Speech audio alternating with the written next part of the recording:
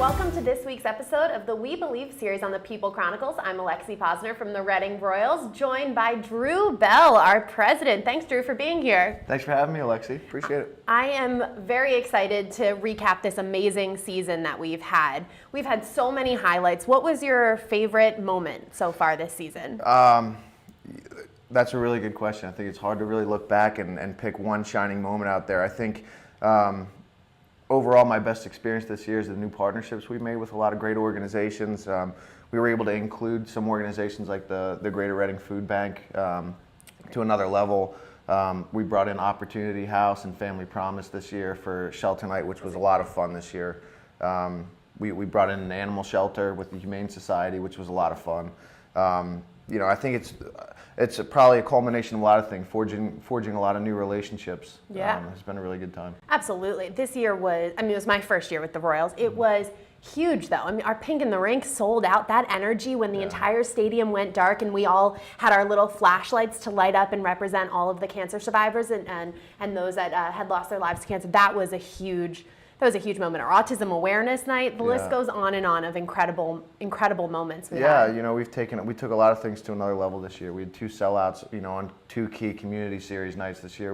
One, like you said, was Pink in the Rink, which is always a great night. We incorporated some of the more cancer fights out there, made it more of a general cancer, hockey fights cancer night for us, which was a lot of fun. Also Scout Night this year, bringing in Hawk Mountain Council and doing a sleepover with some of the scouts, which was another sellout night for us. It was a lot of fun to see the energy out there. Was really great, and to give back to the community and shine some lights on great organizations in our area has been a great experience. Scout Night, though we all lost a little bit of sleep, was a great night. And I know next year we're looking at maybe doing 2 Scout Nights. It was just so successful. Yeah, it's when you have a successful season. Engaging the community and giving back, it makes you hungry to do more. I think that was a big driving force going into this season, as you well know from being on staff full time now since January. That one of our big core focuses is not to just provide entertainment on hockey night, but to make an impact in the community and give back to the community that's been so great to us and embraced us. 2 Scout Nights next year, and right now we're in business planning mode, as you well know. Had a nice creative workshop at the Works this past week. I'm excited about the theme nights that we have for next year and taking our game to another level when it comes to community engagement. I don't know, looking back this past year, you were at the forefront of a lot of our community experiences. What was a shining moment for you? Oh my goodness.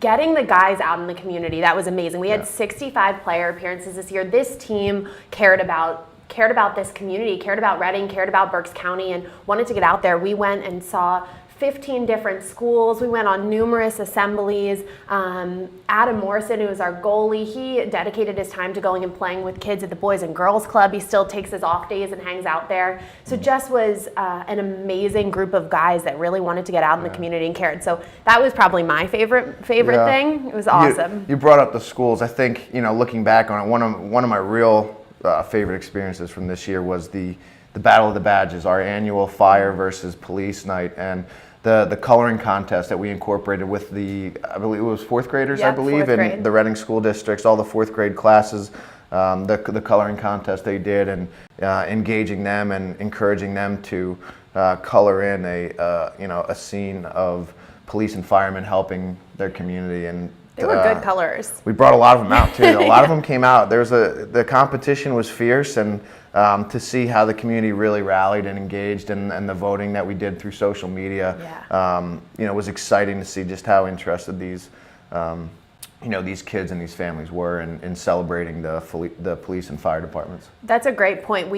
12 of the schools, elementary schools in Reading School District, participated in that night, and the outpour on social media was insane. It was insane. So if you're not following us on social media, make sure to get on there, because it was just awesome to see the engagement that came out this season on our social media, and fans wanting to know more about what we were doing and wanting to tell us their support. It was really cool. You're going back to the start of the season, always early on is our military appreciation night with our 2nd annual Army-Navy game this year. It was a big success. I think it fell on the same day as the Marines Ball, which is always a widely attended event in the area as well. But it's always nice to shine a spotlight on the local heroes, like our veterans, our firemen, our policemen. So Military Appreciation Night. Looking forward to that next year again. And you brought up earlier autism awareness. What a great night that was to build on the success of it last year. So cool. Yeah. As everyone well knows, the sensory sensitive game that we put on there. We don't do the goal horn. We don't really play loud music. The flashing lights all go away to really show the impact of what people that are dealing with this disorder face every day on a daily basis. They really don't understand that a lot of these families, it's hard for them to even walk down the street, with their loved ones that, can react, a little differently around those circumstances, fast moving objects, noises, things like that. So, we get a lot of reaction from that. Some people, say, hey, this is hockey. It involves loud music and flashing lights, but that's what it's all about, starting the conversation. And I think we did that a couple times this year. You started 100%. One thing this year, Do It for Darren. I don't know if you want to talk a little bit about that. And that was a great starting night. To delve into the mental health side of things. Absolutely. So we had that huge night with Tansky Talks. Thankfully, we had an amazing player on our team, Scott Tansky, this year, who was really involved with youth mental health. And we partnered up with the Do It for Darren Foundation, which was started by Luke Richardson, a former Flyers alumni. So it was a perfect tie to our organization. Yeah. And just had an amazing night raising awareness for individuals struggling with mental wellness and just changing the stigma around it. So many people battle with that disease and are very scared to come out and talk about it. So I am pumped that's something we can keep going with next year and move forward. Yeah. So another night we had in the beginning of this year that we are building on for next year was our shelter night, but we are kind of transforming it. Talk a little bit about what we've got going on for next year. Yeah, we just kicked off actually this past Friday. A Night of Hope at the Royals. Champions of Hope Rescue Mission is driving right now to house, I believe, 10 men for an entire year through this campaign right now. And all this is going to culminate into A Night of Hope at the Royals, which is going to be November 26th, I believe. Yep. It's the Saturday after Thanksgiving. We're going to have a celebration night.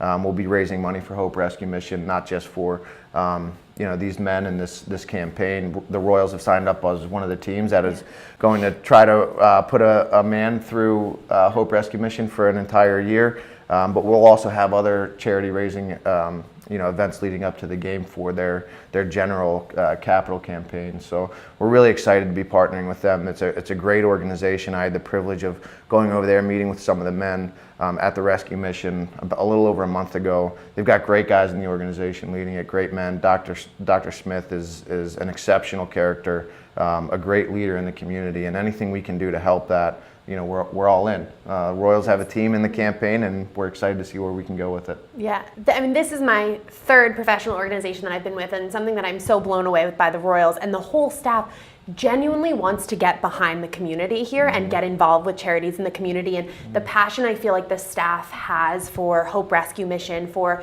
the Animal Rescue League, for the Greater Reading Mental Health Alliance, all of those organizations, Autism Society, Berks County, the list goes on and on. That's what's so cool, is the passion that I feel like we all have, and I'm just pumped for next year. I think it's going to be even bigger to be able to display that in the community. Yeah, it's been a great year. We've raised a lot of money for different charities, Royals charities, and we're excited to see what we can do and how we can make an impact this summer and going into next year. So you're the big prez, right? What's the hardest thing about being the president? What do people not get to see about you and sort of see as part of your job? I think the biggest frustration is not being able to please everybody. That's the person I am. I want everybody to have a great experience no matter where they are, and I like to be that person or part of the organization that can make their day. And it's not possible, and it's always a letdown when I know I can't deliver that. So that's Yeah. probably the biggest thing. Yeah, that's a tough one. Yeah. That's a tough one. That's but all right. I mean, I think that's important going forward into next year as we look to the different improvements that we're making, is that unfortunately some people might not be as happy about it, but at least, we're trying to do it and up our fan engagement and up what the fans get to experience here at the Royals. So as long as everyone knows we're doing it out of, wanting our fans to be happiest. Unfortunately, can't please everyone, but That's it. trying. We're looking forward to it. It's been a great year, and we're really looking forward to next year. Absolutely. Well, Drew, thank you so much for being here. If you want to find out anything about what we've got going on next year, see our schedule, that's out. Go onto the Royals website, royalshockey.com. Give us a call. We'd love to talk to you, 610-898-PUCK. Thanks for joining us. We'll see you next time. And if you have any questions, concerns, or need to buy any tickets, please call us at 610-898-PUCK. Thanks again.